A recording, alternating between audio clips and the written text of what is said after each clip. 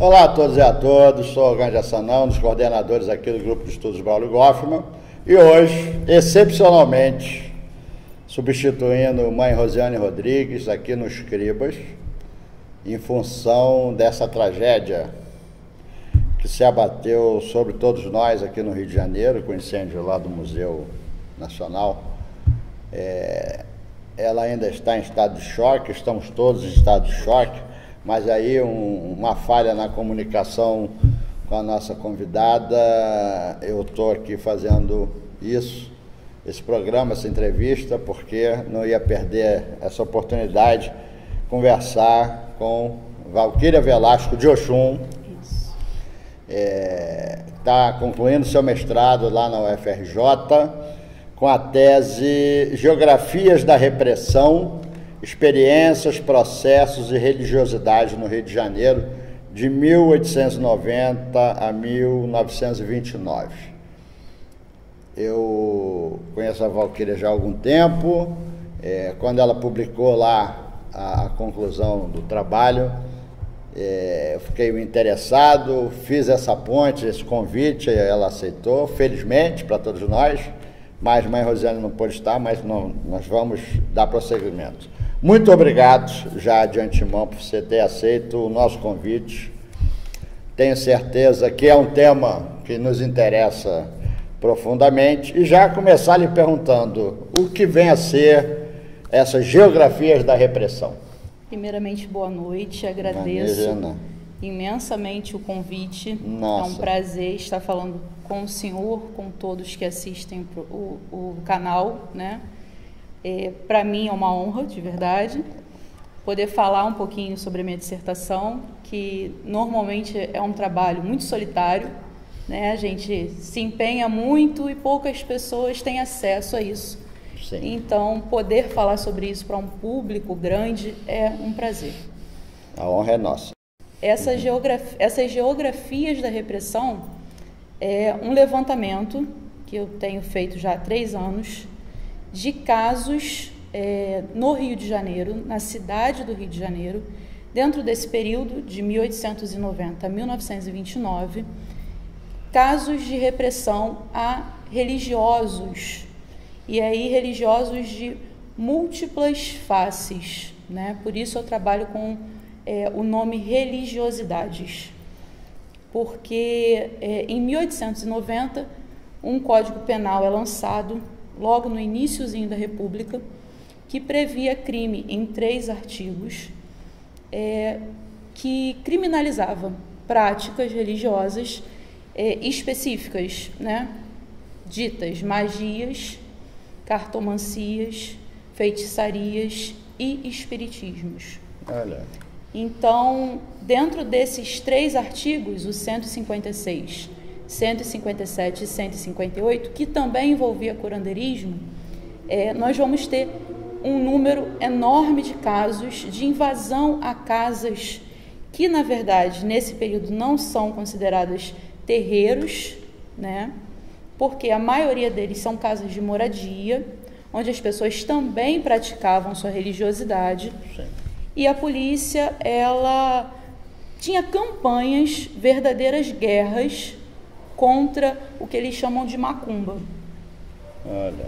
E aí, dentro dessa perspectiva de criar uma geografia sobre isso, eu faço um levantamento que, dentro desse período de 30 anos, eu levantei 126 casos. Olha. Casos... registrados. Sim, registrados. Eu trabalho com processos, né, os processos criminais, alguns de habeas corpus também, e jornais da época. Esses processos, eles são todos levantados no Arquivo Nacional. Tem um grande acervo lá, que está até para além desse período que eu trabalho, de 29. Ele vai até 42. No início, eu fiz o levantamento até 42, só que o tempo de mestrado é um tempo curto. Sim, né? sim. São 2 anos só. E não teria a possibilidade de fazer um estudo aprofundado de todos esses casos. Então, eu reduzi ao período de 29, por considerar que a partir de 1930, toda a estrutura da sociedade passa por uma mudança, toda a estrutura da política e da repressão passa por uma mudança com o início do governo de Vargas. Sim. Então, eu paro em 29 antes dessa mudança. Sim. O que já dá bastante coisa. O de 30 a 42, a senhora deixa para o doutorado. Ah, sim, tem talvez essa pretensão. Talvez. Mas só com os casos até 29 já é muita coisa. Sim. Já é muita coisa. São 126 casos entre processos e jornais. Os pré-requisitos dos jornais, né, são a localização dessa repressão. Eu precisava do endereço para uma geografia, né? E o nome das pessoas envolvidas, porque são inúmeras as reportagens que aparecem nos jornais. Só que em muitos casos não tinha o endereço ou não tinha o nome, então isso acaba restringindo um pouco a pesquisa. Sim. Dentro desse campo dos jornais, né? Mas como é que se formava esse processo? Era uma denúncia, uma queixa? Na maioria dos casos, denúncias. Na maioria dos casos, sim, denúncias. Por exemplo, os processos, né, você tem acesso ao diálogo da polícia com o judiciário, né, com o juiz, dentro do inquérito policial. Sim. E aí, normalmente, o inquérito policial começa dizendo assim: recebemos a denúncia que fulano de tal pratica o espiritismo, ou pratica a macumba, ou a especulação. Eles usam termos bem específicos, né?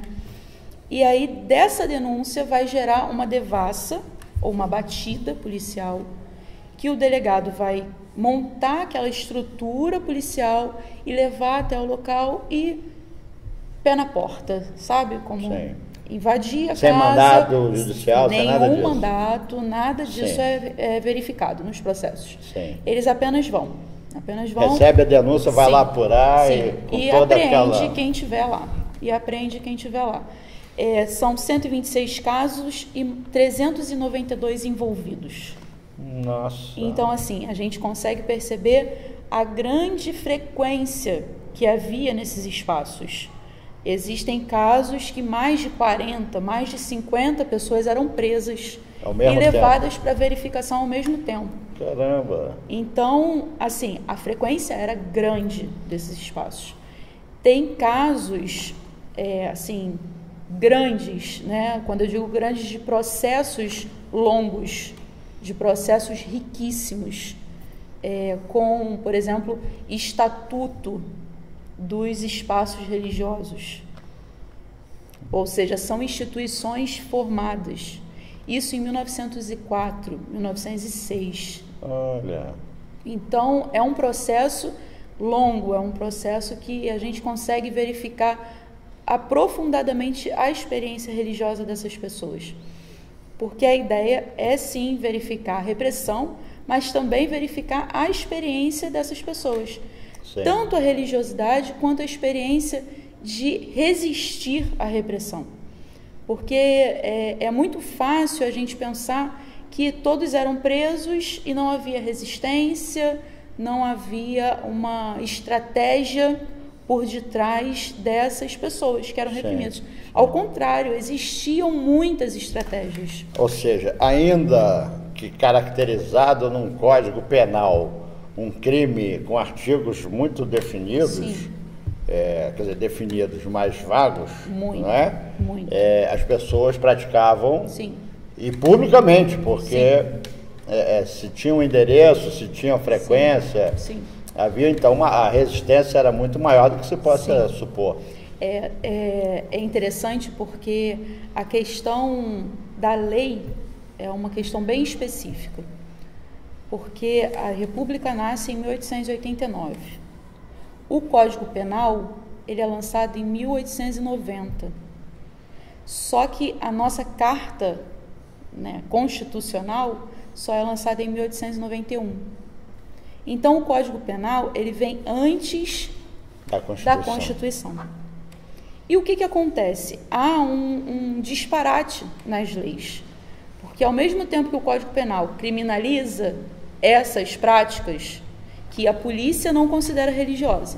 Sim. A polícia não considera de forma alguma religiosa e a gente verifica isso no discurso deles no processo. Para eles é uma bagunça, é uma prática leviana, é uma prática... É o curandeirismo. Sim, é uma prática especulativa. Está ali só para ganhar dinheiro e enrolar as pessoas. Né? Não é religião. Porém, nós sabemos que para o religioso, né, a experiência dessa pessoa mostra que sim, ele considera aquilo como uma religião. E aí a nossa Constituição prevê total liberdade de crença, total liberdade de expressão religiosa, pública. A república nasce laica, ela nasce sem vínculos com a religião. Porque, se eu não me falha a memória, essa primeira Constituição brasileira, ela foi baseada na Constituição francesa. Exatamente. Não é isso? Que tem esse caráter humanista, etc. Exatamente.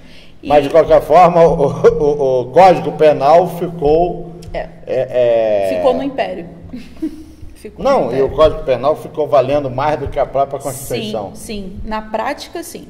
Na prática policial, a polícia ela não está nem um pouco interessada, por exemplo, no crime que seria previsto pela Constituição de vilipêndio, que seria a invasão a esses templos religiosos, que é previsto também no Código Penal, né?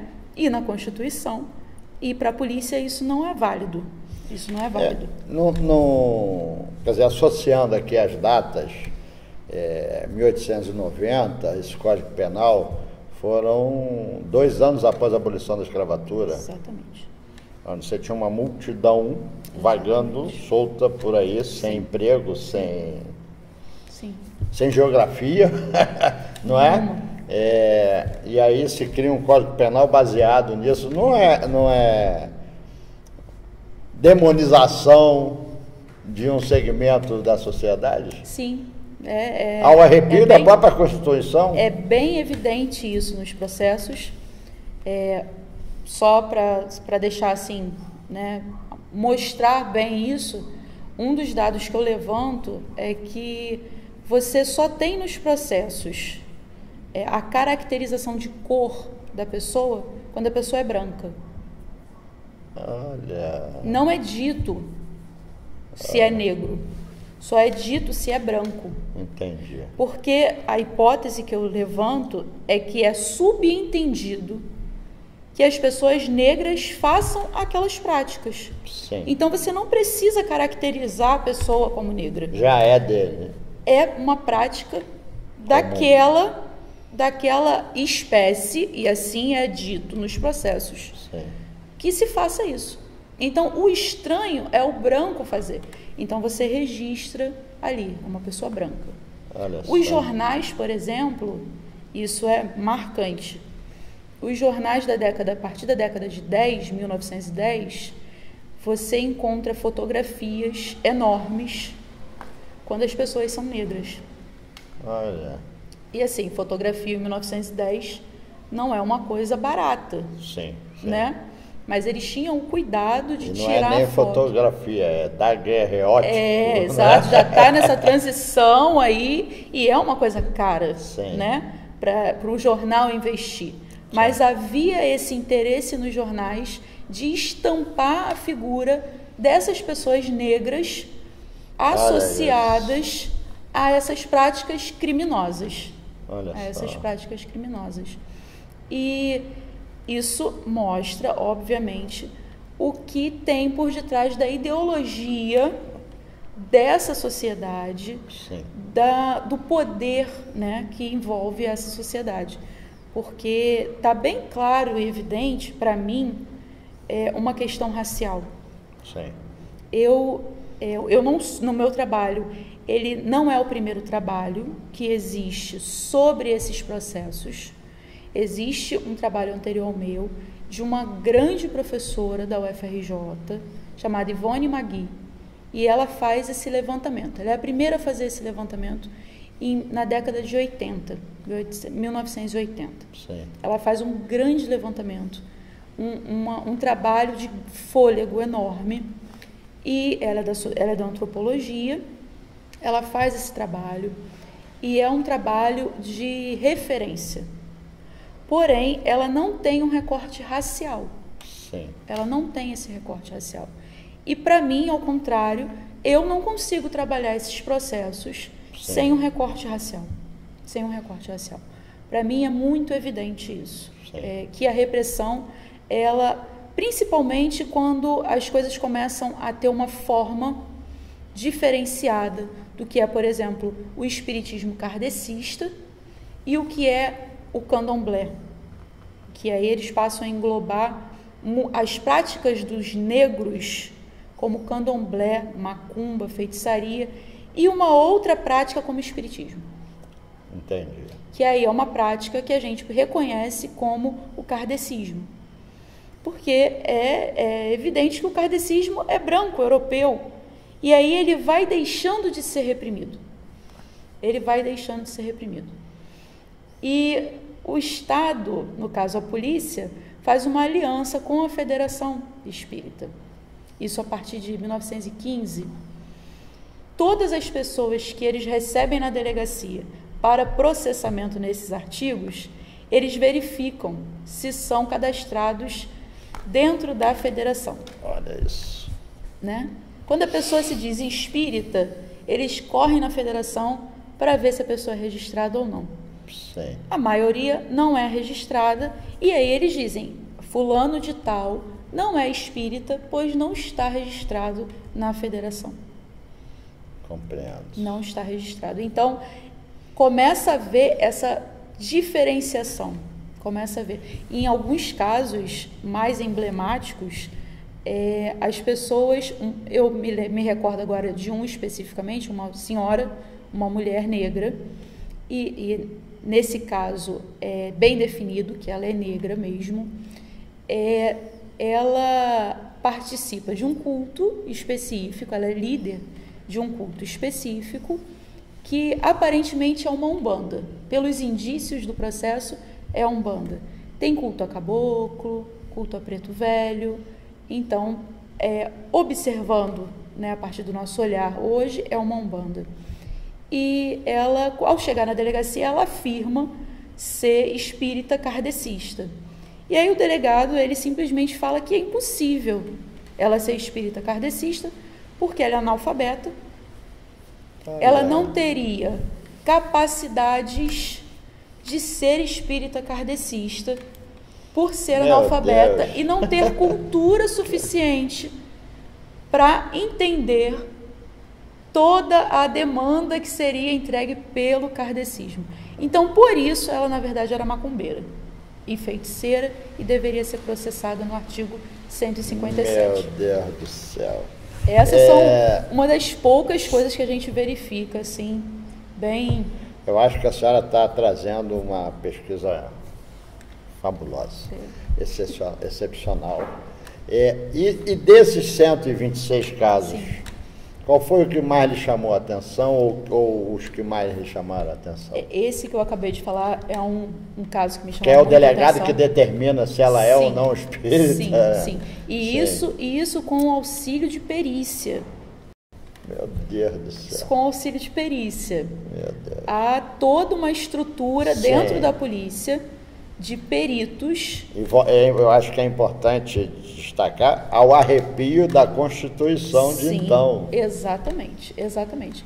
Há toda uma estrutura que vai analisar as peças que são recolhidas na devassa e determinar se aquilo é ou não feitiçaria, se aquilo é ou não macumba. Meu Deus. E mais, não só o arrepio da Constituição, e a gente tem que lembrar sempre que o Rio de Janeiro era a capital federal. Exatamente, exatamente. Nós somos o espelho da nação. Nós Sim. somos o espelho da nação. É do Rio de Janeiro que vai partir o exemplo para todas as outras capitais de estados e cidades do Brasil todo. Então a gente tinha uma polícia, que é um aparelho do Estado, sim, que funcionava apesar da Constituição, com uma legislação própria, com perícias, com todo esse aparato do Estado, ao arrepio da Constituição na capital federal. Exatamente. E eu acho que isso acaba justificando um monte de coisas hoje. Muita coisa. Essa questão, por exemplo, de muita gente de axé se intitular espírita. Sim. Pode ser, com certeza daí. Não é?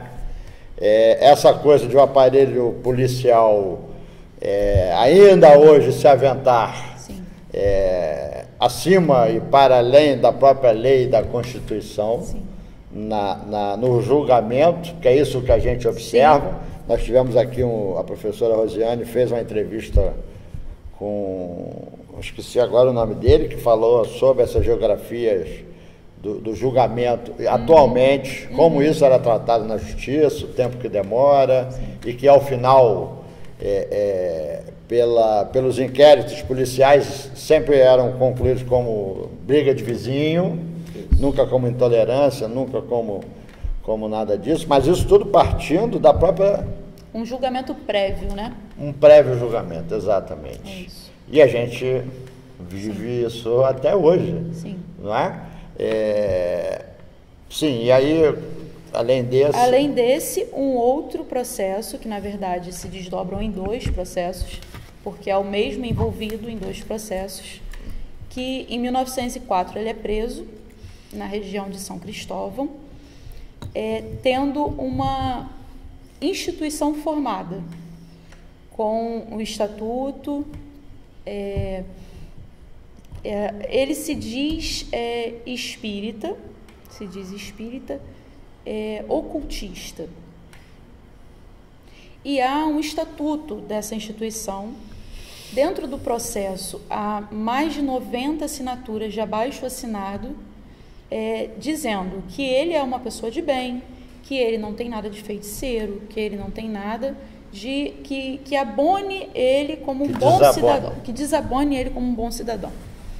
E ele é preso, processado, fica preso.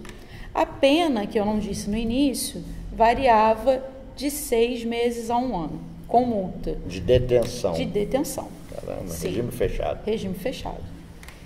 Com pagamento de multa, uma multa considerável para a época. E ele fica preso. Em 1906, ele já está solto.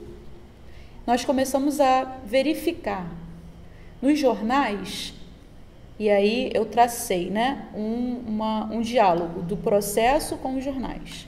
A gente já começa a verificar a presença dele novamente, vamos dizer assim, no mercado, porque ele já mudou completamente a figura, a forma, a experiência dele. Ele já aparece como um cartomante. Se no início ele aparece como um espírita, na verdade ele é chamado de professor. Professor Avelar é o nome dele. No final ele já vai ser um cartomante. Só que o mais interessante no processo do Avelar é que nesse segundo momento ele se anuncia nos jornais como uma mulher. Madame Tebas. É assim que ele se anuncia nos jornais. E aí eu sei disso porque em 1907 ele é preso novamente.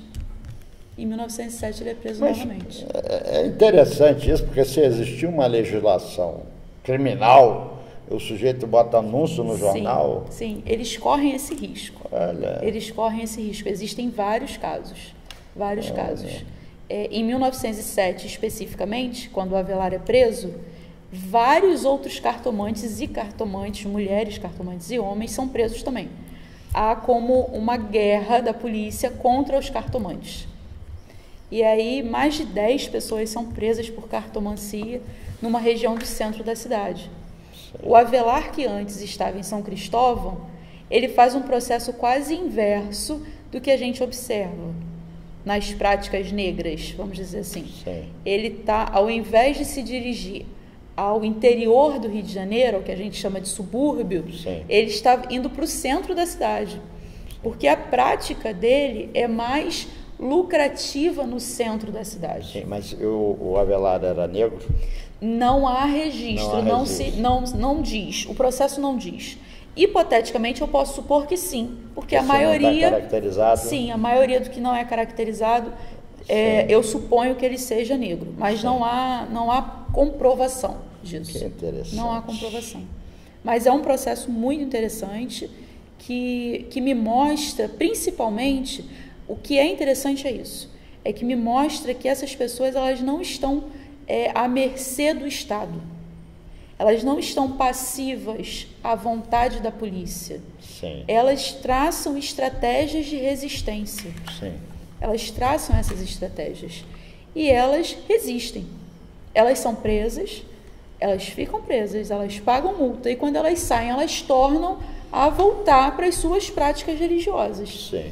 E elas vão ser presas novamente e elas vão voltar novamente para as suas práticas religiosas. Sim. Existem vários processos assim, em que as pessoas são presas mais de 2 vezes. Sim. Até. E a gente está aqui ainda no princípio do século, e mais adiante, lá para 1915, 20, Sim. até mais para o final desse período. Sim. Então, que houveram transformações significativas. Eu tenho uma tese que ainda não é uma pesquisa, mas é uma tese que com relação às questões da Umbanda, que a Umbanda ela sempre teve um profundo sentimento anticlerical, né?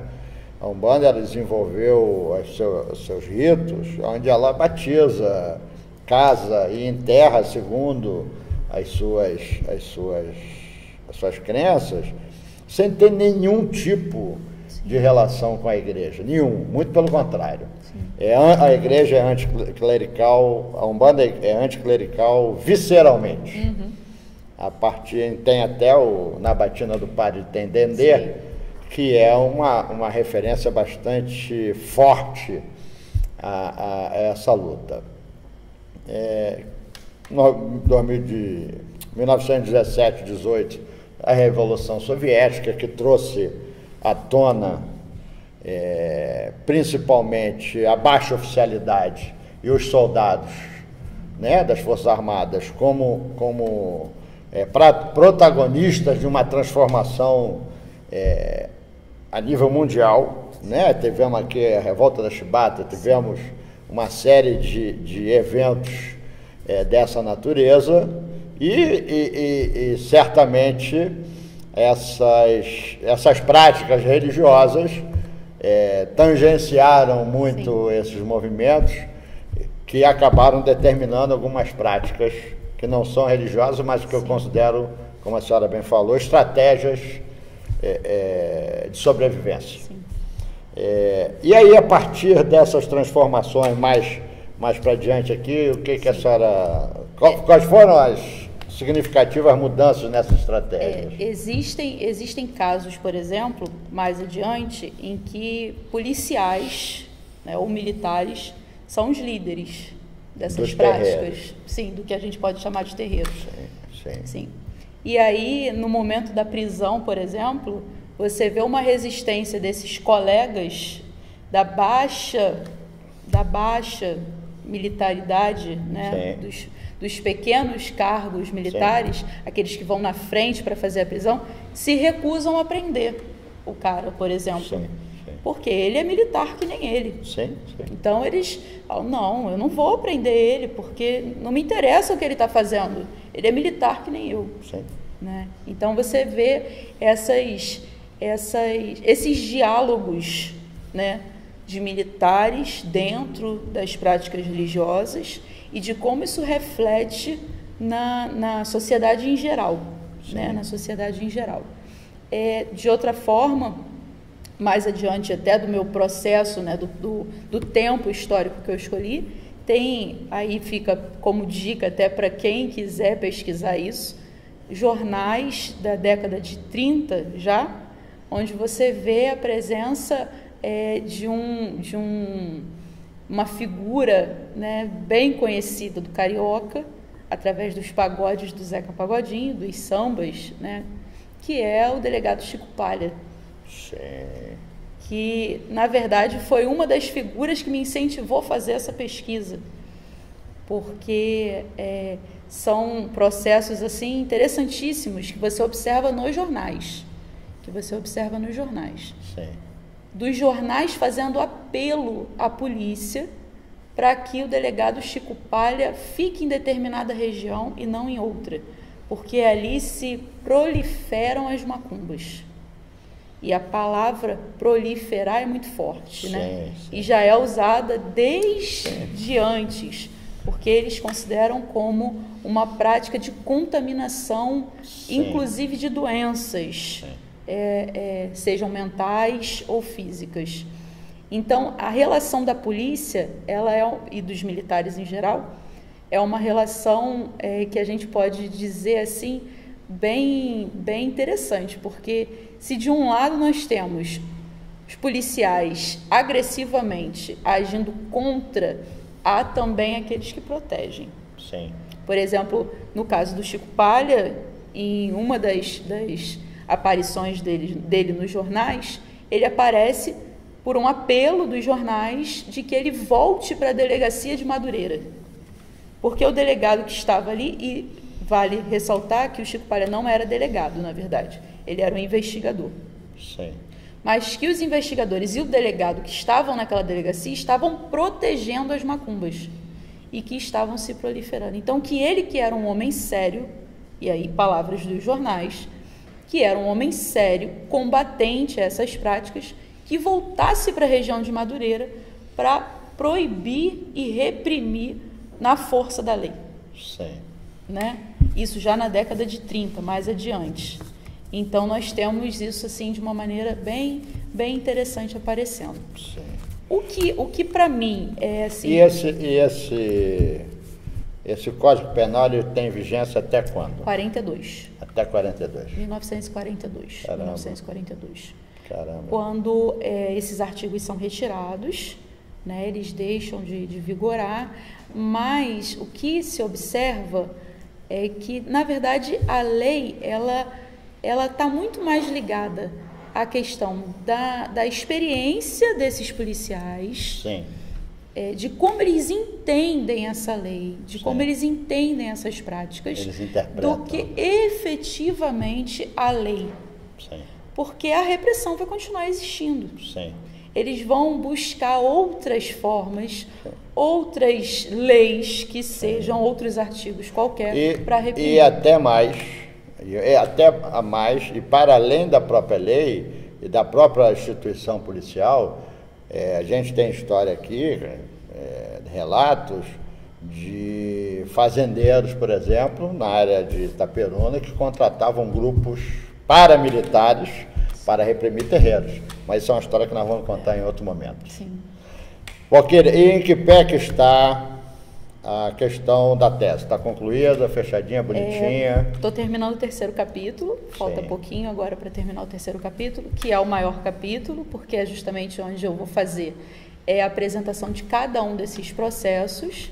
Então, são 126 processos. Nossa. Vai ser um capítulo longo, mas eu não me aprofundo em cada um desses processos, porque não é um interesse para a dissertação. Sim. O interesse é entender o contexto dessa repressão em geral, né? Mas, obviamente, a gente precisa dar uma apresentação de cada um desses casos. Então, é um capítulo um pouco mais longo e eu já estou terminando de escrever, né? Acredito que até o fim do mês eu termine de escrever. E vamos rezar para Deus e Oxum para tudo dar certo. Sim, iluminar a minha cabeça, porque é necessário. Sim. É muito estudo, é um processo muito grande e vou dizer para o senhor com sinceridade, é um sacrifício, porque Imagino. São processos que chocam muito, e assim, em determinados momentos é necessário parar. Sim. É necessário parar e respirar, Sim. porque falam muito para mim, né? Muito pessoalmente. Só quem lê que se Sim. dá conta do volume, da grandeza e da profundidade da repressão Sim. que essas religiosidades sofreram e sofrem ainda. Sim, com não certeza. mesmo ao arrepio da lei. Sim. Nosso tempo, infelizmente, já se esgotou, mas a conversa não esgotou. Sim.